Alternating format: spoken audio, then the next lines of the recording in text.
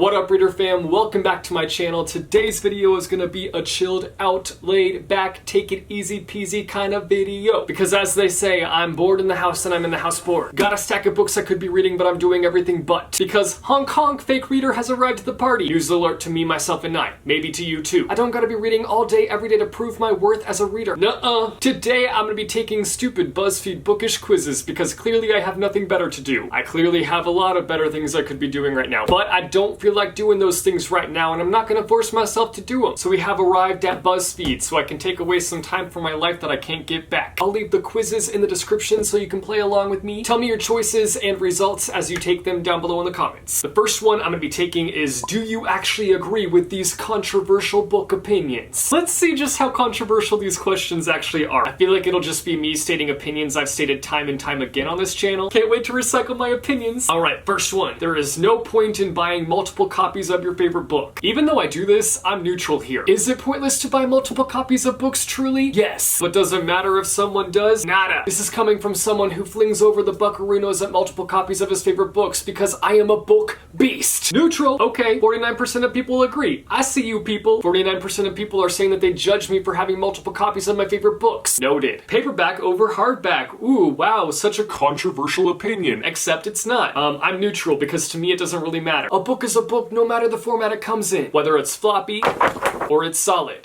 As long as the story is good, doesn't matter to me. Interesting, 38% agree, but do they prefer the floppy paperbacks or the stiff ones? Now that's the real controversial discussion that needs to be had. I'm all about that floppy paperback. Flop, flop, flop till you drop, drop, drop. Flop till you can't flop no more. The Percy Jackson movies are actually good. The Percy Jackson movies are I think not. If you agree with this, then yes, your opinion is controversial. But no, I don't think they're good. So we're gonna disagree with that one. What? 44% are neutral on this opinion? Do we need to have a rewatch to remind us all how messy they are? I would never do that to any of you. But some of y'all need a knock knock knock on your noggin to remember that disaster. Classics aren't actually good. Ooh, controversial. No, but really, I don't feel like I've read enough to have an actual opinion on this because I feel like to have an opinion on something like that, I would have to have read all the classics out there. To say that all classics are bad is like saying all adult books are bad, all young adult books are bad, all children books are bad. Taking a big group of books and saying that there aren't actually any good eggs in the basket ain't it, chief. Though I will admit I've never had a good egg. I hate eggs with a fiery passion. Disagree. I'm in the majority here. Good. 48% of us disagree with that one. Next one. Listening to an audiobook counts as reading. Agreed. Now here's the deal. I get the argument where it's like, it's not reading because it's not with your eyes. But maybe we just need to redefine the term reading, which that might be the actual controversial take out of all of this. I know that there would be a lot of things that you would have to consider in redefining what reading is. Oh, does that mean that listening to music counts as reading? Or, oh, does listening to a movie count as reading? But I'm not gonna go there today. I still think that listening to books should be called reading. And in my opinion, I feel like it's ableist to call it not reading. And that's an opinion I will go to bat for. So, I do agree with this. A majority of people disagree, disappointed, but not surprised. I hope I live to see the day that people stop undercutting audiobooks. That'd be a beautiful world if you ask me. Next, ebooks are better than normal books. Again, a book is a book no matter the format. Thank you, next. 74% disagree. And they said physical books were out the window. Last one. Characters are more important than plot. Ooh, I would say so, but I feel like that's also just my personal opinion. If I can't get invested in the characters, there's not really a point for me to keep on keeping on. I more so prefer that match made in heaven though, when the characters and plot balance each other out. That's the kind of book cake I want, even layers. Most people are neutral on this one, which is pretty understandable. Alright, that's it for that controversial book quiz. Wasn't as controversial of a book quiz as I was expecting it to be. I was expecting it to be like, do you think YA books are real books? True or false? Now that would have got my blood boiling. Time for the next stupid bookish quiz. Ding, ding, ding. This one is called Most People Can't Name 12 out of 15 of these best-selling novels from just their cover. Can you? Ooh. Is that a challenge I hear? I think so. Let's do this. I feel like it's probably not gonna be that hard, but who knows? I could be wrong. First one, The Hunger Games. I could have answered that in my sleep through snoring. Sure, it would sound terrifying, but I could do it. Next, 50 Shades of Grey. More like 50 Shades of Never, because I will never ever read that book. No shade if you have read it, but I can assure you that it's not gonna be a book for me. I don't know what it says about me though, in the fact that I could probably recognize that book even if it had really intense damage to the point of it being unrecognizable. Like, questionable, Jesse. I will say it's got a nice tie on it. Next, where the wild things are. I can tell you where the wild things are. They're in my head. It's wild in there. Y'all want to know why I have so many cuts in my videos? It's because of what's going on up in here. Next, I'd be embarrassed if I didn't know this one. Good old Divergent. One choice can transform you. Next, oh dang, I know what this series is. Obviously, it's Percy Jackson, but this newish book cover is throwing me off. It's throwing me for a loop. Loop-de-loop. But I think it's the first book. Like, it's gotta be. It is. Is it? It is. Is it? It is. It's gotta be. Well, the first book is the only option, so ding, ding, ding. Percy Jackson and the Olympians. Next, Nancy Drew, the OG of young adult literature. Back when there were no vampires roaming about. Back when there was no dystopian phase. Back when e-readers were only just a dream. That's the world that Nancy Drew came from. This smile will never not be creepy to me, and at the same time, it's all kinds of iconic. Iconic, but I'd never want it on my own face. And I'll never read the book. It's It by Stephen King. Next, it'd be sad if I didn't know this one. It's a mouthful, but it's a series of unfortunate events, the bad beginning.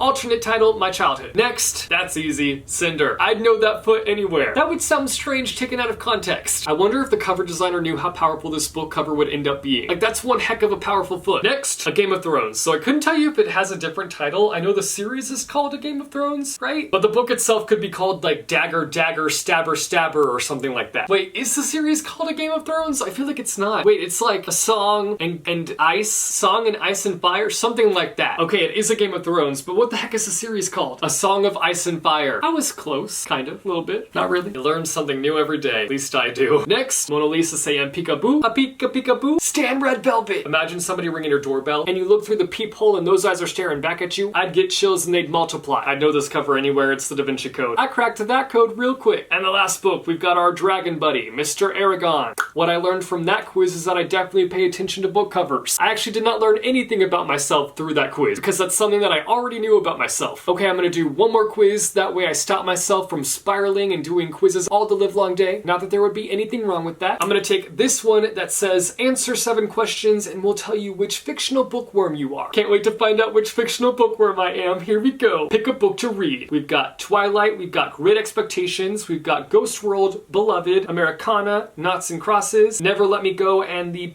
Penelope out of this list, from this list I've only read Ghost World and I honestly didn't love it, so I think I'm gonna pick Never Let Me Go, which is the book that I'm most interested in on this list, and a book I unhauled years ago and I've recently wanted to pick up again, so I low-key hate myself for getting rid of it, but you can bet I'll be hitting up my library if the urge to read it again takes over. Pick somewhere to read. We've got in my bedroom, at work, at a bookstore, at the park, in a library, under my blankets, on the bus, anywhere. I mean, probably anywhere, but if we're gonna get real specific here, under my blankets, yes please. Get me all cozy and I'll read for hours, or get distracted by something, like my phone, or Animal Crossing, or an awkward moment that happened years ago that I've yet to let go of. You know the drill. Next, pick a color. What is the color gonna tell you, honestly? How obscure? We've got yellow, orange, red, blue, lavender, pink, green, purple.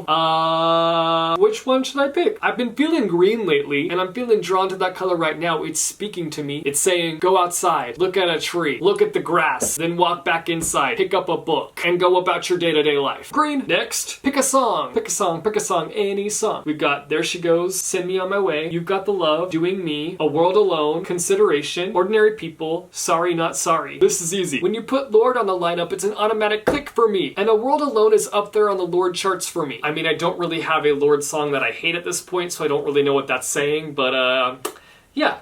A World Alone. We'll go with that. What's your dream job? We've got journalist, teacher, entrepreneur, musician, engineer, bookstore owner, PR consultant, diplomat. I feel like out of this lineup, it'd be between journalist and bookstore owner. My book-loving heart is leaning towards bookstore owner, so we'll go ahead and book that one. Dink! How do you keep track of what page you were last on? First up, obviously use a bookmark. 2, write it down. Do people do that? That sounded judgy. I'm not judging, I'm just curious as to why. Just guess where I stopped reading?